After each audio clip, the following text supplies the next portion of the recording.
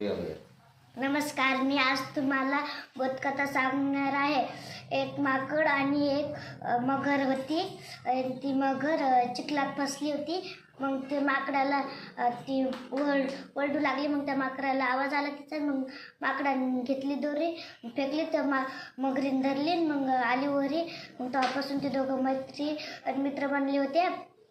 आणि मग ते तसे मग ते मगर ते माकडाला फिरायला येत होती रोज.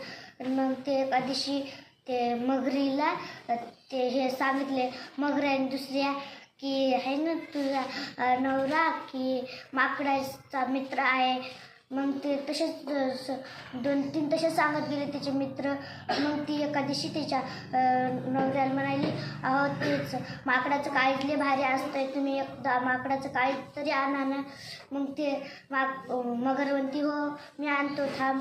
मग ते माकडाला म्हणते, मगर चल मी तुला कधीच नाही फिरायला नेलं, मी नेते तुला आज फिरायला. मग ते नेते मगर नेते फिरायला माकडाला.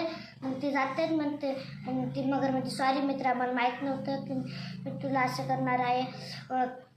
म्हणून मग ते तसं म्हणाली मी तुझं आज काळीच खाणार आहे, माझी बायको म्हणाली.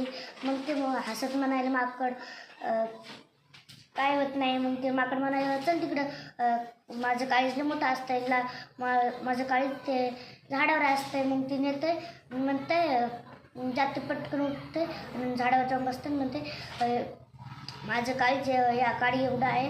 ते काडी दाखवते माकडाला, त्याच्या माकडाला मगरीला दाखवते. आणि मगरी म्हणते आ कर आ, आणि ती आ करते. मग तिच्या तोंडात काढत होते. आणि मग ती मगर म्हणते, सॉरी मित्रा, मला माहीत नव्हतं, माझी काडी काढ. ती काढत नाही.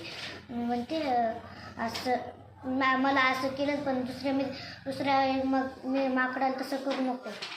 नमस्कार. या बोधकथेमधून काय बोध घेतलाय आपण? मित्र मैत्रीण बघायचं, पण चांगलंच बघायचं, मैत्रीण करायचं. Very good.